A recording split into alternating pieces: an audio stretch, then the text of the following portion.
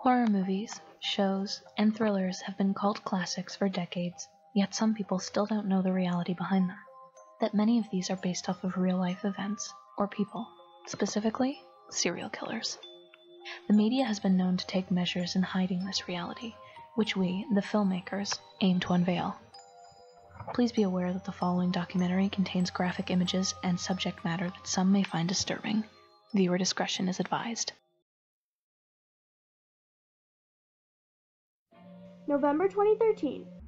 The character known as the Axman, played by Danny Huston, debuted on the show notorious for its serial killers, both real and fictional, American Horror Story, Cousin. Huston portrays the role of a predatory, psychotic creep with violent tendencies and an affinity for jazz music. This may make the character sound like he hails from the fictional category of the show, while in reality, he doesn't. The Axman is a character based off of real-life serial killer, the Axman of New Orleans, active from May 1918 to October 1919. His victims were killed with axes that they themselves owned, and said axes were always left at the scene of the crime, which unfortunately was not portrayed in the show. His murders were suggested to be ethnically, sexually, and musically motivated, as the majority of his victims were Italian immigrants or Italian American, and he usually murdered the women of the household, only going after the men if they intervened. The sexual motivation was shown through the brief, disturbing, and mainly one-sided relationship that Huston's character, the Axman, had with Jessica Lange's character, Fiona Good. The killer's sick, twisted mind had also committed these murders in order to promote jazz music, where he would spare the lives of those who played jazz in their homes, which is effectively shown by Huston's portrayal of the killer, where he shows to have an affinity for jazz music and is motivated to kill those who play anything but.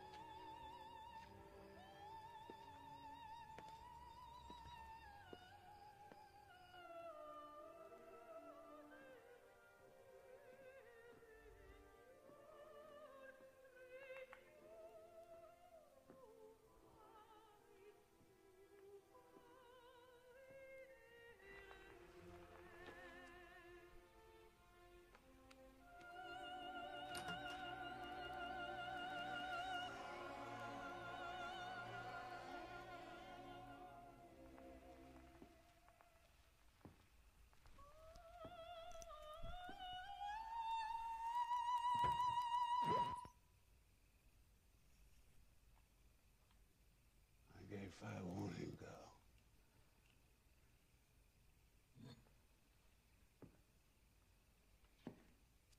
The Axman was never caught or identified, his identity remaining a mystery to this day, which the show kept in mind by not giving Huston's character an actual name, simply referring to him throughout as the Axman.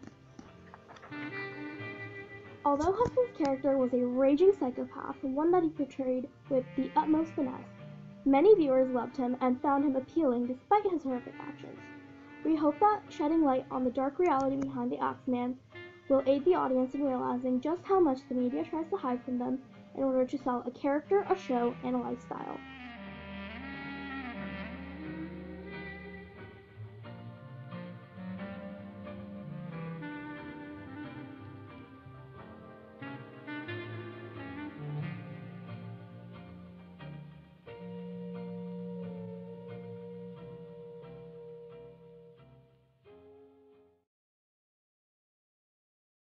Through the minds of Kevin, we get to see and learn of those 23 different personalities, how each of them interact with one another, how each of them are very different, like it's a completely different person. One of Kevin's personalities, a pedophile and rapist, decides to capture 3 girls for the reasoning of summoning the beast. Split being released in 2017, really shined a light on dissociative identity disorder, or DID. On average, a person with DID has around 10 different personalities, Kevin having around double that at 23 personalities. Thing is, it's real. Meet Billy Milligan. Died at age 59, but his crimes were committed at age 22. He was diagnosed with DID after committing an armed robbery and raping the woman, being tried in court as insane. One of Billy's personalities abducted the woman at gunpoint and made them drive off to the next country, where Adelan, the lesbian personality, bumped Reagan, his other personality, off of consciousness, and committing the rapes, which one or more women described as an awkward attempt at affection. Reagan was supposed to be the protector of women and children, so Billy Milligan's therapist, Dr. David Cull, asked Reagan about this contradiction. Reagan said he didn't know about the rapes, and had he known that they were going to take place, would not have let them happen. He was later arrested for 3 rapes at Ohio State University. Each described him as the same person but with different personalities, as one of his victims described him as a 3-year-old girl. Different identities have their own age, sex, or race. Each has his or her postures, gestures, and a distinct way of talking. Sometimes the authors are imaginary people. Sometimes they are animals. As each personality reveals itself and controls the individual's behaviors and thoughts, it's called switching. Here are Billy's personalities. These 10 personalities are noticeable and strongest of the 24.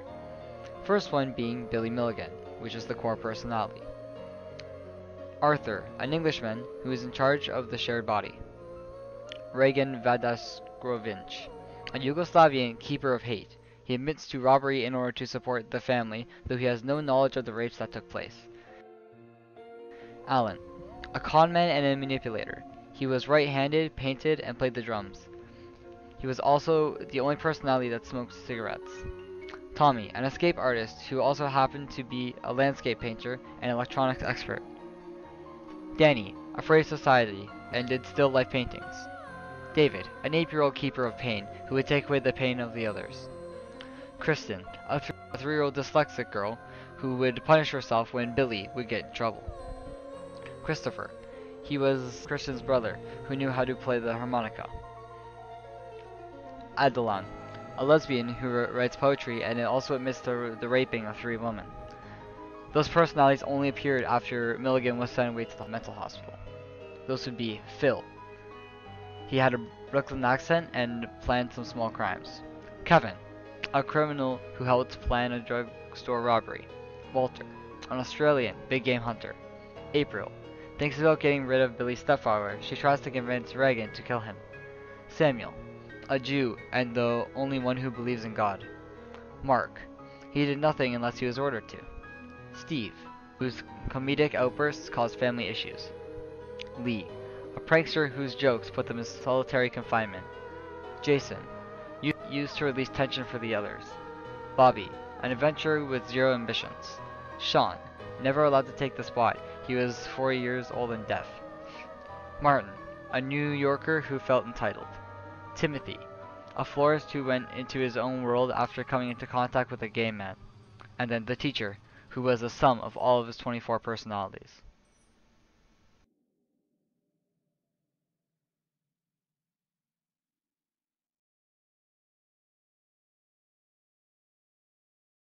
Why are clowns so scary?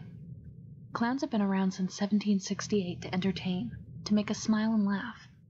But whether you love or hate these colorful harlequins, one name can send chills down anyone's spine. John Wayne Gacy. John Gacy was one of North America's worst serial killers, known to kidnap teenage boys, kill them by strangling, and hide their bodies in the crawl space under his house. You'd never expect to find as many bodies as the police did under there. John was everyone's friendly neighbor, even making appearances at neighborhood parties as Pogo the Clown, his character, whom he painted many times. But behind that white makeup and red nose was more than just your average middle-aged man. In the 4th season of the popular horror show American Horror Story, the show portrays a character named Twisty, who was based on John Wayne Gacy. While there are many parallels between the character inspired by this killer, there are a few discrepancies as well. In AHS, Twisty is portrayed in his backstory as antisocial and challenged, someone society feared. Mr. Hanley?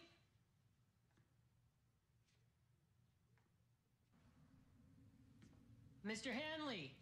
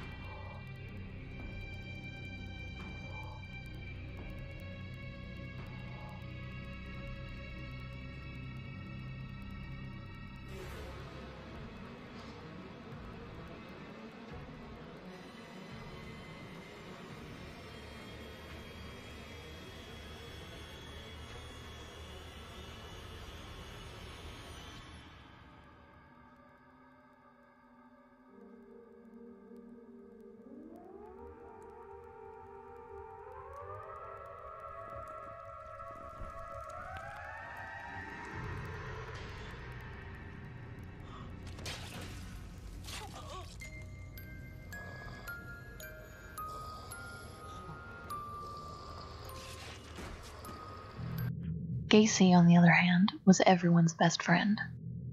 Even his sister couldn't believe her brother's secret when it came to light.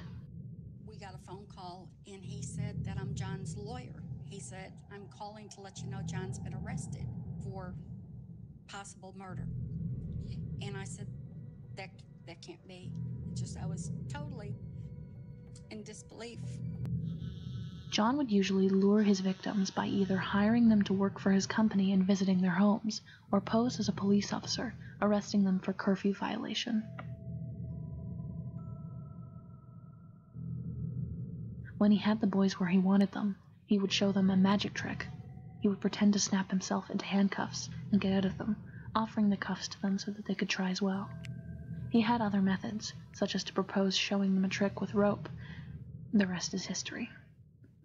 Though Gacy died by lethal injection in 1994, his legacy lives on through many interpretations on screen and off. Twisty was a popular character in his season of American Horror Story, the star of many disturbing scenes.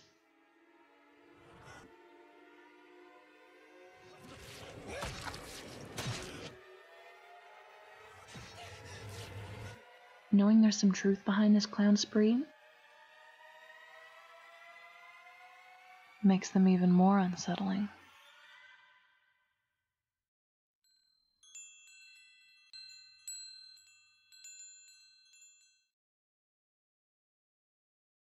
On April 14, 2000, the first viewing of American Psycho was released. Starring Christian Bale as Patrick Bateman, American Psycho is a cult classic film about a Wall Street banker leading two very different lives. In society, he appears as a wealthy and materialistic man, shallow but handsome, suave yet greedy. Bateman is the quintessential yuppie. In reality, he is a psychopath whose debauchery, vanity, and intense feeling of inadequacy sparked a murderous rage.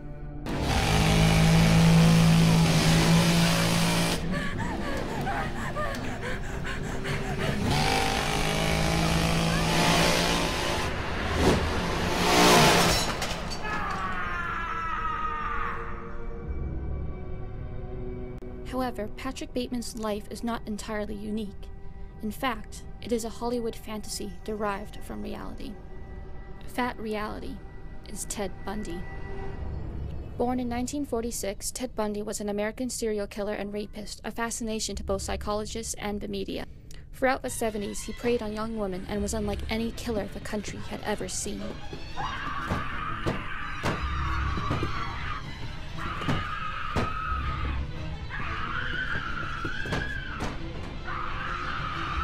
Handsome, charming, successful, Ted Bundy surrounded himself in the American dream. How could a man capable of studying law and entering politics brutally kidnap, rape, and murder more than 30 women? This man hid his murderous rage for years without any suspicion from society. Like Patrick Bateman, Ted Bundy was able to charm others with words, yet did not feel even the slightest emotional bond with other human beings. He analyzed them, studied them, learning how to act as society deemed normal, all the while letting his deranged fantasies take the lives of innocent women behind his mask. Patrick Bateman embodies this side of Ted, this unnerving ability to embrace both the norm and evil. Job anyway. See why you just don't quit. Because I want to fit in. Yet despite however outwardly successful they both appeared, Ted Bundy and Patrick Bateman could not keep their increasing sense of inadequacy from breaking their act of normalcy. Ed Gein said about women? Ed Gein, maitre d' a canal bar? No, serial killer, Wisconsin in the 50s. What did Ed say? He said, when I see a pretty girl walking down the street, I think two things. One part of me wants to take her out, talk to her, be real nice and sweet and treat her right. And what the other part of him think? What her head would look like on a stick. The truth of the matter is that no matter how horrific the crime, media will always take a morbid fascination with the darkest of reality. Ted Bundy was a monster. Patrick Bateman is a popular movie character. However, we mustn't forget the origins of such characters and the evil of their inspirations.